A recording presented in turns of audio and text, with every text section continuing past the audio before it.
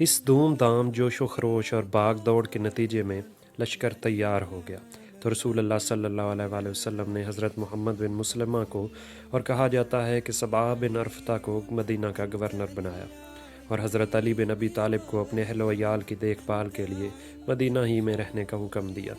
لیکن منافقین نے ان پر طعنہ زنی کی، اس لیے وہ مدینہ سے نکل پڑے اور رسول اللہ صلی اللہ علیہ وآلہ وسلم سے جا ملے، لیکن آپ نے انہیں پھر مدینہ واپس کر دیا اور فرمایا، کیا تم اس بات سے راضی نہیں کہ مجھے تم سے وہی نسبت ہے جو حضرت موسیٰ علیہ السلام کو حضرت ہارون علیہ السلام سے تھی، البتہ میرے بعد کوئی نبی نہ ہوگا۔ بہرحال رسول اللہ صلی اللہ علیہ وآلہ وسلم نے اس انتظام کے بعد شمال کی جانب کوچ فرمایا، اور نسائی کی روایت کے مطابق یہ جمعرات کا دن تھا۔ منزل تبوک تھی، لیکن لشکر بڑا تھا، 30,000 مردان جنگی تھے۔ اس سے پہلے مسلمانوں کا اتنا بڑا لشکر کبھی فراہم نہ ہوا تھا، اسی لیے مسلمان ہر چند مال خرچ کرنے کے باوجود لشکر کو پوری طرح تیار نہ کر سکے، بلکہ سواری اور توشے کی سخت کمی تھی، چنانچہ 18 آدمیوں پر ایک ایک اونٹ تھا جس پر یہ لوگ باری باری سوار ہوتے تھے۔ اسی طرح کھانے کے لیے بسا اوقات درختوں کی پتیاں استعمال کرنی پڑتی، جس سے اونٹوں میں ورم آ گیا تھا۔ مجبوراً اونٹوں کو قلت کے باوجود ذبح کرنا پڑا تاکہ اس کے معدے اور آنتوں کے اندر جمع شدہ پانی اور تری پی جا سکے، اس لیے اس کا نام جیش اسرت یعنی تنگی کا لشکر پڑ گیا۔ تبوک کی راہ میں لشکر کا گزر حجر یعنی دیار سمود سے ہوا۔ سمود وہ قوم تھی جس نے وادی القرا کے اندر چٹانیں تراش تراش کر مکان بنائے تھے۔ صحابہ کرام نے وہاں کے کنووں سے پانی لیا، لیکن جب چلنے لگے تو رسول اللہ صلی اللہ علیہ وآلہ وسلم نے فرمایا، تم یہاں کا پانی نہ پینا، اس سے نماز کے لیے وضو نہ کرنا، اور جو آٹا تم لوگوں نے گوندھ رکھا ہے اسے جانوروں کو کھلا دو، خود نہ کھاؤ۔ آپ نے یہ بھی حکم دیا کہ لوگ اس کنویں سے پانی لے جس سے حضرت صالح علیہ السلام کی اونٹنی پانی پیا کرتی تھی۔ صحیحین میں ابن عمر رضی اللہ تعالیٰ عنہ سے روایت ہے کہ جب نبی کریم صلی اللہ علیہ وآلہ وسلم حجر یعنی دیار سمود سے گزرے تو فرمایا، ان ظالموں کی جائے سکونت میں داخل نہ ہونا، کہیں تم پر بھی وہی مصیبت نہ آن پڑے جو ان پر آئی تھی، ہاں مگر روتے ہوئے۔ پھر آپ نے اپنا سر ڈاکا اور تیزی سے چل کر وادی پار کر گئے۔ راستے میں لشکر کو پانی کی سخت ضرورت پڑی، حتیٰ کہ لوگوں نے رسول اللہ صلی اللہ علیہ وآلہ وسلم سے شکوہ کیا۔ آپ نے اللہ سے دعا فرمائی، اللہ نے بادل بھیج دیا، بارش ہوئی، لوگوں نے سیر ہو کر پانی پیا اور ضرورت کا پانی لاد لیا۔ پھر جب تبوک کے قریب پہنچے تو آپ نے فرمایا، کل انشاءاللہ تم لوگ تبوک کے چشمے پر پہنچ جاؤ گے، لیکن چاشت سے پہلے نہیں پہنچو گے، لہٰذا جو شخص وہاں پہنچے اس کا پانی کو ہاتھ نہ لگائے یہاں تک کہ میں آ جاؤں۔ حضرت معاذ رضی اللہ تعالیٰ عنہ کا بیان ہے، ہم لوگ پہنچے تو وہاں 2 آدمی پہلے ہی پہنچ چکے تھے، چشمے سے تھوڑا تھوڑا پانی آ رہا تھا۔ رسول اللہ صلی اللہ علیہ وآلہ وسلم نے دریافت کیا کہ تم دونوں نے اس پانی کو ہاتھ لگایا ہے؟ انہوں نے کہا جی ہاں۔ آپ نے ان دونوں سے کہا جو کچھ کہا اللہ نے چاہا، فرمایا پھر چشمے سے چلو کے ذریعے تھوڑا تھوڑا پانی نکالا یہاں تک کہ وہ قدرے جمع ہو گیا۔ پھر رسول اللہ صلی اللہ علیہ وآلہ وسلم نے اس میں اپنا چہرہ اور ہاتھ دھویا اور اسے چشمے میں انڈیل دیا۔ اس کے بعد چشمے سے خوب پانی آیا، صحابہ اکرام نے سیر ہو کر پانی پیا۔ پھر رسول اللہ صلی اللہ علیہ وآلہ وسلم نے فرمایا، اے معاذ، اگر تمہاری زندگی دراز ہوتی تو تم اس مقام کو باغات سے ہرا بھرا دیکھو گے۔ راستے ہی میں یا تبوک پہنچ کر روایات میں اختلاف ہے کہ رسول اللہ صلی اللہ علیہ وآلہ وسلم نے فرمایا، آج رات تم پر سخت آندھی چلے گی، لہٰذا کوئی نہ اٹھے، جس کے پاس اونٹ ہو وہ اس کی رسی مضبوطی سے باندھ دے۔ چنانچہ سخت آندھی چلی، ایک شخص کھڑا ہو گیا تو آندھی نے اسے اڑا کر 2 پہاڑوں کے درمیان پھینک دیا۔ راستے میں رسول اللہ صلی اللہ علیہ وآلہ وسلم کا معمول تھا کہ آپ ظہر اور عصر کی نمازیں اکٹھی اور مغرب اور عشاء کی نمازیں اکٹھی پڑھتے تھے، جمع تقدیم بھی کرتے تھے اور جمع تاخیر بھی۔ جمع تقدیم کا مطلب یہ ہے کہ ظہر اور عصر کی دونوں ظہر کے وقت میں اور مغرب اور عشاء کی دونوں مغرب کے وقت پڑھی جائیں، اور جمع تاخیر کا مطلب ہے کہ ظہر اور عصر دونوں عصر کے وقت اور مغرب و عشاء دونوں عشاء کے وقت پڑھی جائیں۔ اسلامی لشکر تبوک میں اتر کر خیمہ زن ہوا، وہ رومیوں سے 2 ہاتھ کرنے کے لیے تیار تھا۔ پھر رسول اللہ صلی اللہ علیہ وآلہ وسلم نے اہل لشکر کو مخاطب کر کے نہایت بلیغ خطبہ دیا۔ آپ نے ارشاد فرمایا، دنیا اور آخرت کی بلائی کی رغبت دلائی، اللہ کی عذاب سے ڈرایا اور اس کے انعامات کی خوشخبری دی۔ اس طرح فوج کا حوصلہ بلند ہو گیا۔ ان میں توشے، ضروریات اور سامان کی کمی کے سبب جو نقص اور خلل تھا وہ اس کا بھی ازالہ ہو گیا۔ دوسری طرف رومی اور ان کے حلیفوں کا یہ حال تھا کہ رسول اللہ صلی اللہ علیہ وآلہ وسلم کی آمد کی خبر سن کر ان کے اندر خوف کی لہر دوڑ گئی۔ انہیں آگے بڑھنے اور ٹکر لینے کی ہمت نہ ہوئی اور وہ اندرون ملک مختلف شہروں میں بکھر گئے۔ ان کے اس طرز عمل کا اثر جزیرہ نما عرب کے اندر اور باہر مسلمانوں کی فوجی ساکھ پر بہت عمدہ مرتب ہوا۔ مسلمانوں نے ایسے اہم سیاسی فوائد حاصل کیے کہ جنگ کی صورت میں اس کا حاصل کرنا آسان نہ ہوتا۔ تفصیل یہ ہے: اللہ کے حاکم یحنہ بن روبہ نے آپ صلی اللہ علیہ وآلہ وسلم کی خدمت میں حاضر ہو کر جزیہ کی ادائیگی کی منظور کی اور صلح کا معاہدہ کیا۔ جربہ اور عذرا کے باشندوں نے بھی رسول اللہ صلی اللہ علیہ وآلہ وسلم کی خدمت میں حاضر ہو کر جزیہ دینا قبول کیا۔ رسول اللہ صلی اللہ علیہ وآلہ وسلم نے ان کے لیے ایک تحریر لکھ دی جو ان کے پاس محفوظ تھی۔ آپ صلی اللہ علیہ وآلہ وسلم نے حاکم اعلیٰ کو بھی ایک تحریر لکھ کر دی جو یہ تھی: بسم اللہ الرحمن الرحیم، یہ پروانہ امن ہے اللہ کی جانب سے اور محمد رسول اللہ صلی اللہ علیہ وآلہ وسلم کی جانب سے یحنہ بن روبہ اور باشندگان اعلیٰ کے لیے۔ خشکی اور سمندر میں ان کی کشتیوں اور قافلوں کے لیے اللہ کا ذمہ ہے اور محمد نبی کریم صلی اللہ علیہ وآلہ وسلم کا ذمہ ہے، اور یہی ذمہ ان شامی اور سمندری باشندوں کے لیے ہے جو یحنہ کے ساتھ ہوں۔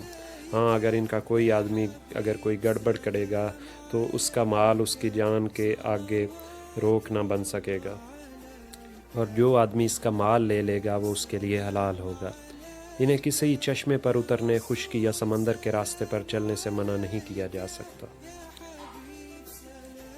اس کے علاوہ رسول اللہ صلی اللہ علیہ وآلہ وسلم نے حضرت خالد بن ولید رضی اللہ تعالیٰ عنہ کو 420 سواروں کا رسالہ دے کر دومت الجندل کے حاکم عقیدر کے پاس بھیجا اور فرمایا: تم اے نیل گائے کا شکار کرتے ہوئے اسے پاؤ گے۔ حضرت خالد بن ولید وہاں تشریف لے گئے۔ جب اتنے فاصلے پر رہ گئے کہ قلعہ صاف نظر آ رہا تھا تو اچانک ایک نیل گائے نکلی اور قلعہ کے دروازے پر سینگ رگڑنے لگی۔ عقیدر اس کا شکار کرنے نکلا۔ چاندنی رات تھی۔ حضرت خالد بن ولید رضی اللہ تعالیٰ عنہ اور ان کے سواروں نے اسے جا لیا اور گرفتار کر کے رسول اللہ صلی اللہ علیہ وآلہ وسلم کی خدمت میں حاضر کیا۔ آپ نے اس کی جان بخشی کی اور 2000 اونٹ، 800 غلام، 400 زرہیں اور 400 نیزے دینے کی شرط پر مصالحت فرمائی۔ اس نے جزیہ بھی دینے کا اقرار کیا، چنانچہ آپ نے اس سے یحنہ سمیت دوما، تبوک، علا اور تیماء کی شرائط کے مطابق معاملہ طے کیا۔ ان حالات کو دیکھ کر وہ قبائل جو اب تک رومیوں کے اعلیٰ کار بنے ہوئے تھے سمجھ گئے کہ اب اپنے ان پرانے سرپرستوں پر اعتماد کرنے کا وقت ختم ہو چکا ہے، اس لیے وہ بھی مسلمانوں کے حمایتی بن گئے۔ اس طرح اسلامی حکومت کی سرحدیں وسیع ہو کر براہ راست رومی سرحد سے جا ملیں اور رومیوں کا اعلیٰ کاروں کی بڑی حد تک خاتمہ ہو گیا۔ اسلامی لشکر تبوک سے مظفر و منور واپس آیا۔ کوئی ٹکر نہ ہوئی۔ اللہ جنگ کے معاملے میں مومنین کے لیے کافی ہوا، البتہ راستے میں ایک جگہ ایک گھاٹی کے پاس 12 منافقین نے نبی کریم صلی اللہ علیہ وآلہ وسلم کو نعوذ باللہ قتل کرنے کی کوشش کی۔ اس وقت آپ اس گھاٹی سے گزر رہے تھے اور آپ کے ساتھ صرف حضرت عمار تھے جو اونٹنی کی نکیل تھامے ہوئے تھے، حضرت حذیفہ بن یمان تھے جو اونٹنی ہانک رہے تھے، باقی صحابہ کرام دور وادی کے نشیب سے گزر رہے تھے۔ اس لیے منافقین نے اس موقع کو اپنے ناپاک مقاصد کے لیے غنیمت سمجھا اور آپ کی طرف قدم بڑھایا۔ ادھر آپ صلی اللہ علیہ وآلہ وسلم اور آپ صلی اللہ علیہ وآلہ وسلم کے دونوں ساتھی حسب معمول راستہ طے کر رہے تھے کہ پیچھے سے ان منافقین کے قدموں کی چاپیں سنائی دیں۔ یہ سب چہروں پر پردہ ڈالے ہوئے تھے۔ اب آپ صلی اللہ علیہ وآلہ وسلم پر تقریباً چڑھ ہی آئے تھے کہ آپ صلی اللہ علیہ وآلہ وسلم نے حضرت حذیفہ کو ان کی جانب بھیجا۔ انہوں نے ان کی سواریوں کے چہروں پر اپنی ایک ڈال سے ضرب لگانی شروع کی، جس سے اللہ تعالیٰ نے انہیں مرعوب کر دیا اور وہ تیزی سے بھاگ کر لوگوں میں جا ملے۔ اس کے بعد رسول اللہ صلی اللہ علیہ وآلہ وسلم نے ان کے نام بتائے اور ان کے ارادے سے باخبر کیا۔ اس طرح حضرت حذیفہ کو رسول اللہ صلی اللہ علیہ وآلہ وسلم کا رازداں کہا جاتا ہے۔ اس واقعے سے متعلق اللہ تعالیٰ کا یہ ارشاد نازل ہوا۔ ترجمہ ہے: انہوں نے اس کام کا قصد کیا جسے وہ پا نہ سکے۔ خاتمہ سفر پر جب دور سے نبی کریم صلی اللہ علیہ وآلہ وسلم کو مدینہ کے نقوش دکھائی پڑے تو آپ صلی اللہ علیہ وآلہ وسلم نے فرمایا: یہ رہا طابہ اور یہ رہا احد، یہ وہ پہاڑ ہے جو ہم سے محبت کرتا ہے اور جس سے ہم محبت کرتے ہیں۔ ادھر مدینہ میں آپ صلی اللہ علیہ وآلہ وسلم کی آمد کی خبر پہنچی تو عورتیں، بچے اور بچیاں باہر نکل پڑیں اور زبردست اعزاز کے ساتھ لشکر کا استقبال کرتے ہوئے یہ نغمہ گایا: ترجمہ ہے، ہم پر سنیت الوداع سے 14ویں کا چاند طلوع ہوا، جب تک پکارنے والا اللہ کو پکارے ہم پر شکر واجب ہے۔ رسول اللہ صلی اللہ علیہ وآلہ وسلم تبوک کے لیے رجب میں روانہ ہوئے اور واپس آئے تو رمضان کا مہینہ تھا۔ اس سفر میں پورے 50 روز صرف ہوئے، 20 روز تبوک میں اور 30 روز آمد و رفت میں۔ یہ آپ صلی اللہ علیہ وآلہ وسلم کی حیات مبارکہ کا آخری غزوہ تھا جس میں آپ نے بنفس نفیس شرکت فرمائی۔ یہ غزوہ اپنے مخصوص حالات کے لحاظ سے اللہ تعالیٰ کی طرف سے ایک سخت آزمائش تھا جس سے اہل ایمان اور دوسرے لوگوں میں تمیز ہو گئی، اور اس قسم کے موقع پر اللہ تعالیٰ کا دستور یہی ہے۔ ارشاد ہے، ترجمہ قرآن پاک کا، اے مومنین، اللہ مومنین کو اسی حالت پر چھوڑ نہیں سکتا جس پر تم لوگ ہو، یہاں تک کہ خبیث کو پاکیزہ سے علیحدہ کر دے۔ چنانچہ اس غزوے میں سارے کے سارے مومنین صادقین نے شرکت کی اور اس سے غیر حاضری نفاق کی علامت قرار پائی۔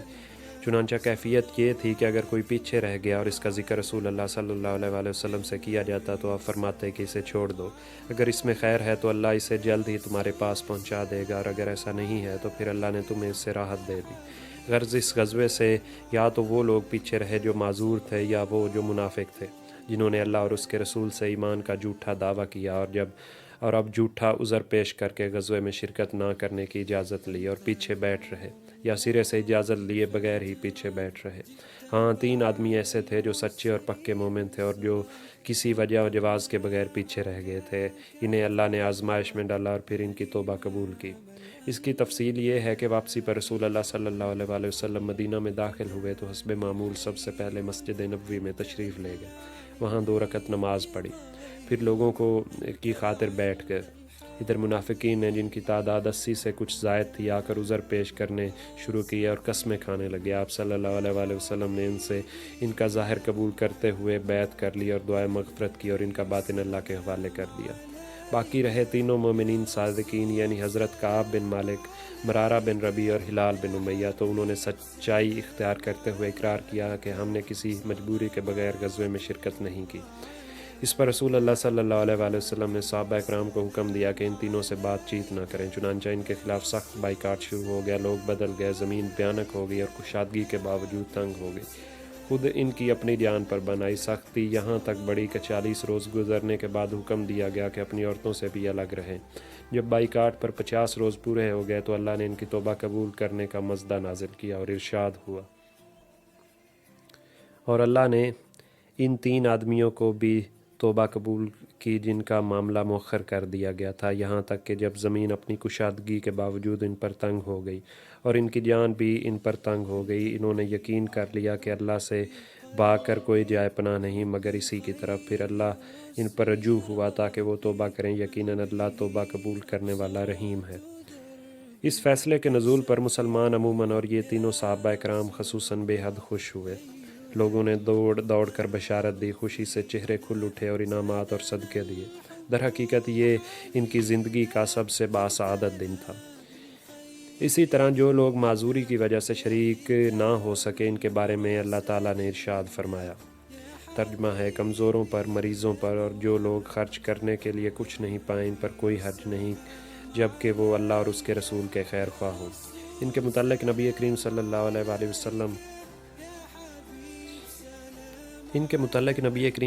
علیہ وآلہ وسلم نے بھی مدینہ کے قریب پہنچ کر فرمایا تھا، مدینہ میں کچھ ایسے لوگ ہیں کہ تم نے جس جگہ بھی سفر کیا اور جو وادی بھی طے کی وہ تمہارے ساتھ رہے، انہیں عذر نے روک رکھا تھا۔ لوگوں نے کہا، یا رسول اللہ صلی اللہ علیہ وآلہ وسلم، وہ مدینہ میں رہتے ہوئے بھی ہمارے ساتھ تھے؟ آپ نے فرمایا، ہاں، مدینہ میں رہتے ہوئے۔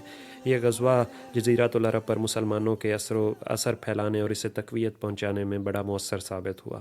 لوگوں پر یہ بات اچھی طرح واضح ہو گئی کہ اب جزیرۃ العرب میں اسلام کی طاقت کے سوا کوئی طاقت زندہ نہیں رہ سکتی۔ اس طرح جاہلین اور منافقین کی وہ بچی کچی آرزوئیں اور امیدیں بھی ختم ہو گئیں جو مسلمانوں کے خلاف گردش زمانہ کے انتظار میں ان کے نہاں خانہ دل میں پنہاں تھی، کیونکہ ان کی ساری امیدوں اور آرزوؤں کا محور رومی طاقت تھی، اور اس غزوے میں اس کا بھی برم کھل گیا۔ اس طرح ان حضرات کے حوصلے ٹوٹ گئے اور انہوں نے امر واقعہ کے سامنے سپر ڈال دی کہ اب اس سے بھاگنے اور چھٹکارا پانے کی کوئی راہ نہ تھی، اور اسی صورتحال کی بنا پر اب ان کی بھی ضروریات ختم ہو کر رہ گئی۔ مسلمان اور منافقین کے ساتھ رفق اور نرمی کا معاملہ کریں، لہٰذا اللہ نے ان کے خلاف سخت رویہ اختیار کرنے کا حکم صادر کیا، یہاں تک کہ ان کے صدقے قبول کرنے، ان کی نماز جنازہ پڑھنے اور ان کے لیے دعائے مغفرت کرنے کا قبروں پر کھڑے ہونے سے روک دیا۔ انہوں نے مسجد کے نام پر سازش اور دسیسہ کاری کا جو مرکز تیار کیا تھا اسے ڈھانے کا حکم دیا۔ پھر ان کے بارے میں ایسی ایسی آیات نازل ہوئیں کہ وہ بالکل ننگے ہو گئے اور انہیں پہچاننے میں کوئی ابام نہ رہ گیا، گویا اہل مدینہ کے لیے ان آیات نے ان منافقین پر انگلیاں رکھ دی تھیں۔ اس غزوے کے اثرات کا اندازہ اس سے بھی کیا جا سکتا ہے کہ فتح مکہ کے بعد عرب کے وفود اگرچہ رسول اللہ صلی اللہ علیہ وآلہ وسلم کی خدمت میں آنا شروع ہو گئے تھے، لیکن ان کی برمار اس غزوے کے بعد ہوئی۔ اس غزوے سے متعلق سورہ توبہ کی بہت سی آیات نازل ہوئیں، کچھ روانگی سے پہلے اور کچھ روانگی کے بعد دوران سفر، اور کچھ مدینہ واپس آنے کے بعد۔ ان آیات میں غزوے کے حالات کا ذکر کیا گیا ہے، منافقین کا پردہ کھولا گیا ہے، مخلص مجاہدین کی فضیلت بیان کی گئی ہے، اور مومنین صادقین جو اس غزوے میں گئے اور جو نہیں گئے ان کی توبہ کی قبولیت کا ذکر ہے۔